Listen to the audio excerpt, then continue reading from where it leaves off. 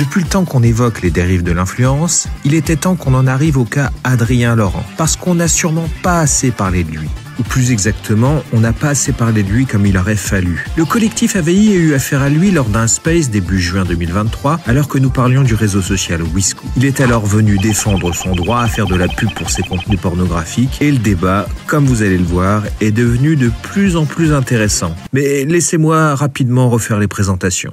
C'est la très éphémère émission militaire Garde à vous qui révèle AD sur M6. Surnommé Joli Thorax par un des instructeurs, Adrien Laurent se fait d'abord remarquer pour son corps sculpté dans les salles de musculation. Il parvient à agréger autour de lui une communauté de fans de culturisme, bientôt étoffée grâce à son passage dans de nouvelles émissions de télé-réalité où il ne tarde pas à être invité. Homme à femme qu'il trompe avec une régularité et une sincérité déconcertantes, il a dès l'origine d'indéniables atouts pour réussir sur les réseaux pour ceux qui ne le connaîtraient pas encore. Mais il fait en plus ce qu'il faut pour créer de la réaction et de l'engagement. Qu'il s'agisse de se rouler une peu ragoûtante galoche dans un miroir ou d'annoncer d'un air mi-demeuré et mi-extatique son prochain AD Show. Salut Sylvie, enchanté.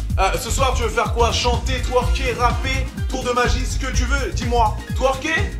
Non, twerker?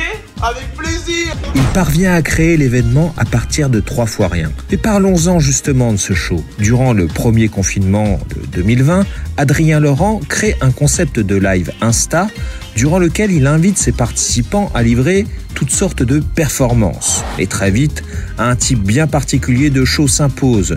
Ce sont les jeunes femmes qui twerkent dans un style qui dépasse parfois le suggestif. Souvenez-vous-en bien, c'est le point de départ du deuxième débat de la soirée. Mais Adrien Laurent, c'est, on l'oublie sans doute beaucoup trop, quelqu'un qui fait et qui a fait de nombreux placements de produits problématiques. Et c'est la troisième partie du débat qui le verra mystérieusement disparaître. Mais restez jusqu'au bout, c'est probablement la partie la plus intéressante. Bonne écoute. Bonsoir. Moi, je suis sur Wiscoop et j'avais une question à vous poser. Je t'en prie. Quel est le problème avec l'application ? Alors, moi, je vais parler en première. Le problème, c'est que tu en fais la publicité. Alors, combien te fasse, tu as fait une reconversion professionnelle, au moins tu t'es peut-être écarté de la télé-réalité. Ça, c'est, je respecte, il n'y a pas de souci. Mais tu t'adresses à un jeune public. Tu t'adresses à des mineurs qui vont télécharger. Moi aussi, j'ai un enfant mineur. Tout le monde ici a des enfants. Attends, mais je vais jusqu'au bout. Non, c'est plus 18 l'application. Les gamins, ils changent leur année de naissance, rien que par curiosité pour aller vous voir. Là, vous avez monté une histoire sordide avec une voyante et tout machin. Vous avez fait un sketch. Les gamins, ils vont vouloir connaître la suite. Le souci, c'est ta profession par rapport à des mineurs et la profession de Danae. Encore que ton pote, il fasse le clown, il n'y a pas de souci, même si derrière, il va peut-être essayer de vendre des bananes, il n'y a pas de problème. Non, justement, il n'y a aucun placement de produit. Adé, je viens de créer un compte. Chacun notre tour. Elle a fait un test. Je viens de le faire. S'inscrire en mettant 13 ans. Donc, s'il te plaît, ne viens pas dire que c'est interdit au moins de 18 ans parce qu'on a fait un test en direct qui est de 13 ans. Donc, déjà, la première chose que tu fais, c'est que tu ments. Et quand j'ai... Non, mais alors déjà, tout à l'heure, j'entendais Twitter, je viens de voir son profil Twitter. Est-ce que je peux finir? Je t'explique juste, c'est qu'on a fait un test en direct. Sab des Montagnes, qui est parmi nous, a fait un test en direct. Elle a mis 13 ans. Donc, tu es en train de nous dire que c'est interdit au moins de 18 ans. Ce n'est pas vrai. Okay. Première chose que tu fais, c'est que tu arrives. Donc, déjà, on te donne la parole. Je trouve que déjà, on est très gentil. Tu arrives et tu mens. J'ai une deuxième question. Qu'est-ce qui vous choque sur Wiscoop? Est-ce que vous avez déjà vu du porno? Qu'est-ce que vous avez vu? Est-ce que vous avez vu des parties génitales? Non, j'ai arrêté de snapper parce que ma profession m'a permis d'aller sur Wiscoop, d'accord, où le contenu, justement, est plus de 18 ans. D'accord. Non. Tu peux m'expliquer pourquoi on a pu s'inscrire alors Adé, tu me prends pour une folle ou quoi? Adé, j'ai fait le test. J'ai mis 13 ans. C'était marqué nickel. Je mets 12 ans. L'application me met, vous ne pouvez pas, l'application est autorisée à partir de 13 ans. Je suis maman, je suis pas folle. Je sais ce que je fais, les applis, j'ai l'habitude. Je l'ai fait. Je n'ai pas pu mettre 12 ans. 13 ans, c'était nickel. J'ai accédé à ta story. J'ai accédé à celle de ce qu'il a dit. J'ai tout enregistré. Donc, tout est là. Donc, on peut Ok. Donc, ça veut bien dire que tu arrives, tu dis que c'est une application interdite aux moins de 18 ans. Et là, on constate en direct que c'est une application qui accepte les enfants, parce que c'est des enfants à partir de 13 ans. Donc, tu mens. Si sur WeScoop, je mets un lien mime, j'ai totalement droit. Mime, tu as droit d'avoir 18 ans. C'est interdit au moins de 18 ans. Donc, il n'y a aucun souci. Le mineur. Non, mais tu passes par WeScoop pour faire ça. Et alors sur Instagram, Et alors, sur WeScoop, il y a des gamins de 13 ans. Madame, écoutez-moi, sur Instagram, je fais la promotion de mon mime exactement pareil. C'est exactement la même chose. Non, mais tu joues sur les mots, là. Je joue pas sur les mots. Instagram, il y a des gens de 13 ans. Je fais quand même la promotion de mon mime sur Instagram. C'est tout. Tout le monde, il n'y a pas que moi. En fait, tu assumes en fait de faire du contenu auprès de jeunes mineurs. Je promouvois mon mime sur la plateforme. La plateforme Instagram me laisse faire mon lien Bitcoin et mon lien Linktree pour promouvoir ma profession. En fait, moi, je suis allé sur votre profil Twitter, là. Yes. Et j'ai vu du contenu pornographique. Exactement. Si tu... Alors, alors, je vais t'expliquer, ça va être très simple. Quand tu vas sur Twitter, il y a modifier réglages. Tout le monde ne peut pas voir mon compte Twitter. Si tu vas dans les réglages, tu modifies, tu peux voir du porno. Le porno est accepté sur Twitter. Il n'y a pas de débat. Un mineur, il va sur Twitter, s'il décide d'aller dans les réglages et modifier l'âge et modifier les réglages pour voir mon compte, c'est pas mon problème. C'est son problème et c'est le problème des parents et de l'éducation. Est-ce que WeScoop autorise la pornographie ? C'est une question. Hein. Non. Ok. Non. Par contre, à l'encontre de Snapchat, par exemple, si j'ai le droit de dire, par exemple, je parle d'un sujet un petit peu tabou, par exemple, et ben il y a un peu plus de, c'est un peu comment expliquer, il y a moins de règles par rapport à Snapchat. Ça oui. Et c'est toi, un réseau un petit peu plus ouvert. Et toi, est-ce que tu fais la police en fait dans tes abonnés, c'est-à-dire est-ce que tu dis bah voilà mon contenu est interdit aux moins de 18 ans, etc. Est-ce que tu fais de la prévention auprès de ton public ou même pas?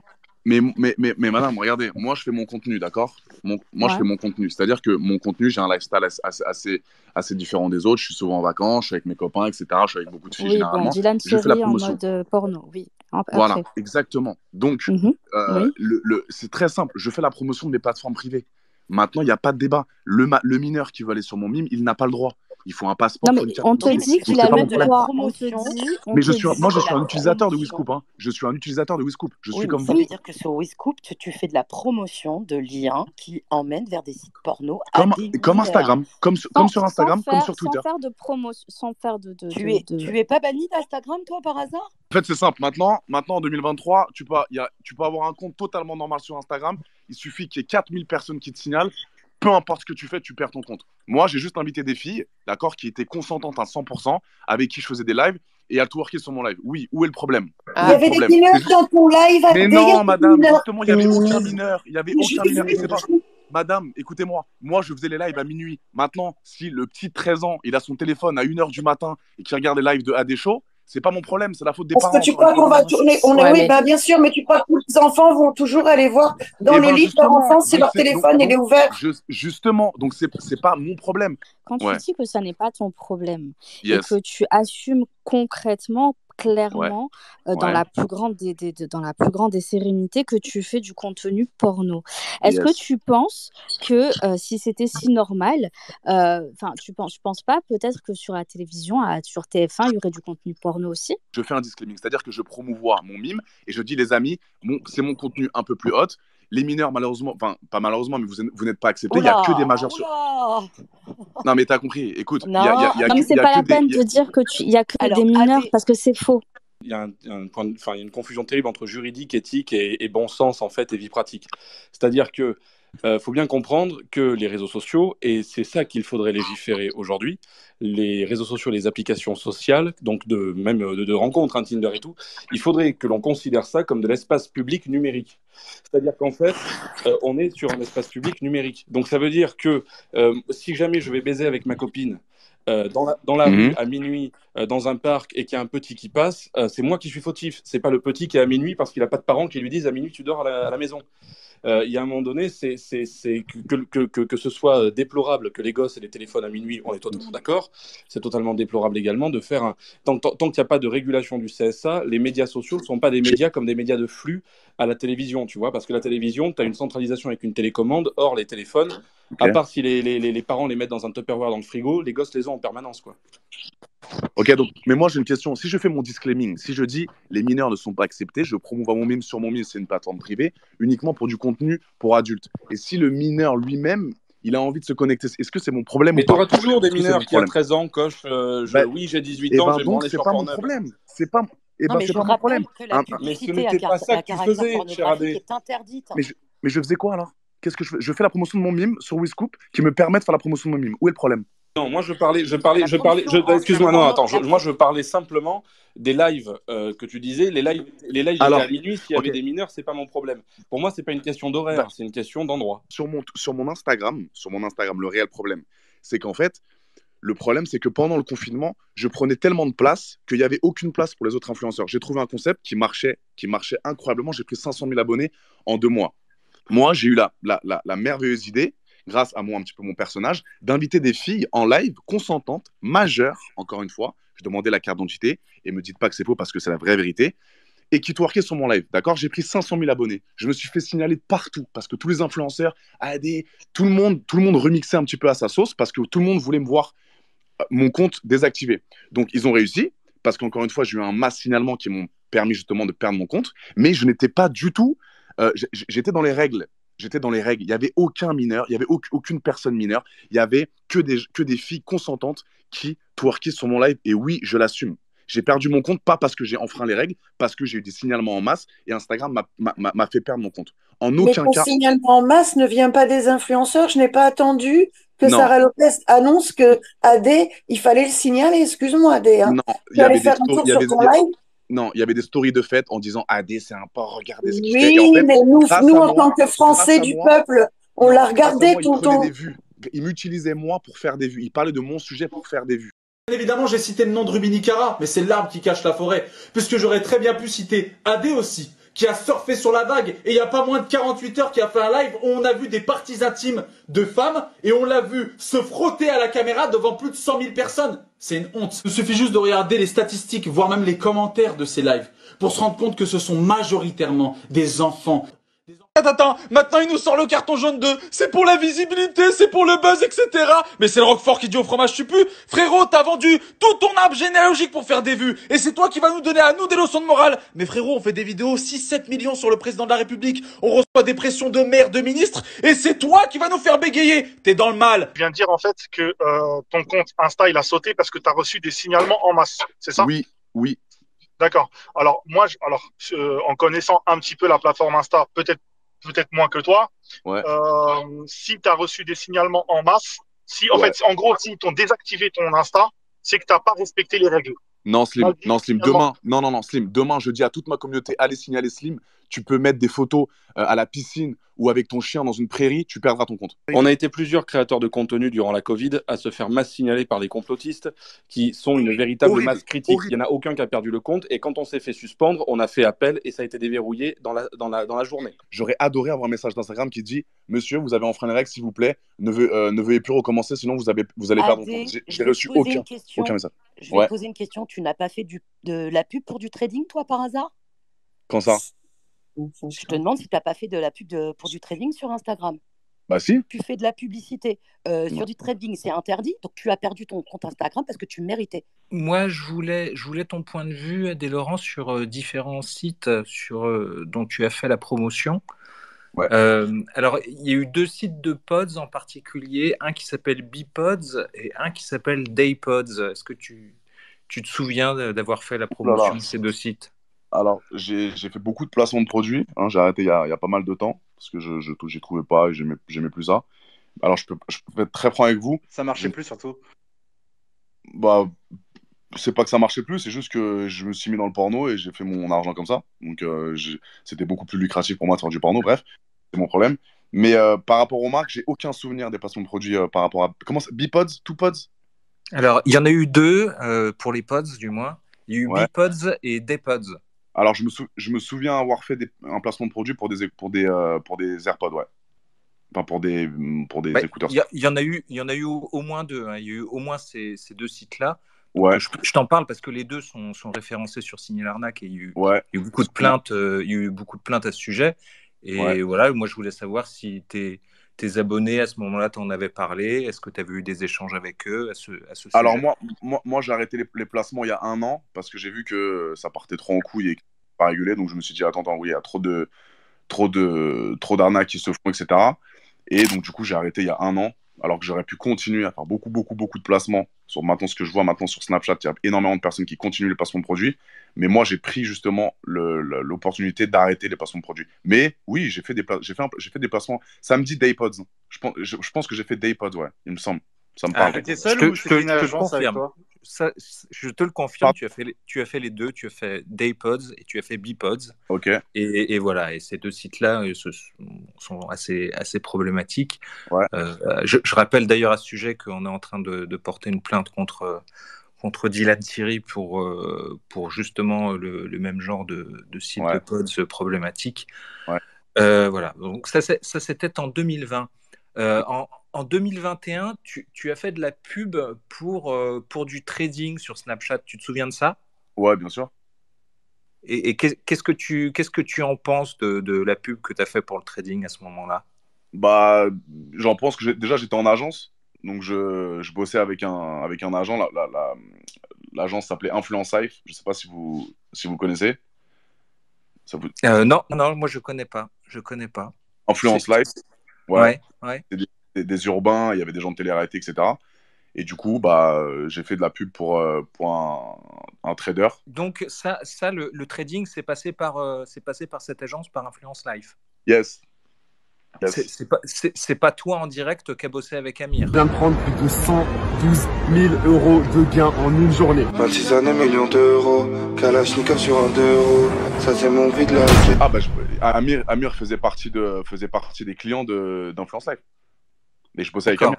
On était deux. D'accord. Donc c'était pas toi en direct sur ce truc-là. C'est passé par Influence Life et donc on peut aller discuter de ça avec Influence Life et ils pourront nous répondre. Oui, bien sûr.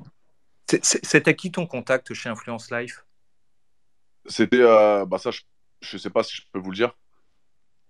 Mais c'est professionnel, hein. On te demande pas de donner ses coordonnées perso, hein. On te demande une relation professionnelle puisque là vraisemblablement il y a un truc problématique, tu t'en désolidarises, donc après c'est à toi de voir. Est-ce que tu veux couvrir quelqu'un qui vraisemblablement a eu un comportement problématique? Est-ce que tu veux protéger cette personne ou est-ce que tu as envie d'agir pour les consommateurs?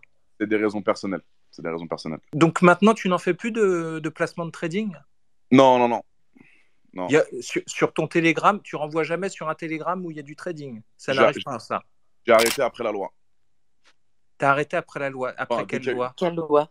Bah, il y a eu la loi. Il y a eu la loi sur les nouveaux influenceurs, là, les nouvelles lois influenceurs. On est au courant de ça, non? Bah, alors la loi, c'était 3 ans plus tard. La loi, elle a été votée la semaine dernière et elle va être promulguée normalement la semaine prochaine. Donc ça veut dire c'est pour ça que quand tu me dis avant, j'ai arrêté au moment de la loi, c'est pour ça que j'ai du mal à comprendre. J'ai arrêté là, ça fait je sais pas combien de temps, ça fait pas mal de temps que j'ai arrêté de placement de trading. Ouais. Mais j'assume. Donc non mais alors tu assumes. Donc c'est quand la dernière fois que tu as fait du trading, que tu as fait de la pub pour du trading? Il y a à peu près, si je me souviens bien, 2 mois, 2 mois et demi, 3 mois. D'accord, donc il y a ok. Okay, il y a 2 mois, tu faisais de la pub pour du trading sur Telegram, c'est bien ça? Il y avait de la pub Telegram sur trading, ouais. Ok. Et c'était encore avec Amir, là? Yes. Ok, et donc là, cette fois, c'était en direct ou c'était encore par agence? Non, j'étais avec lui, là. Là, ok. Donc là, tu étais en direct.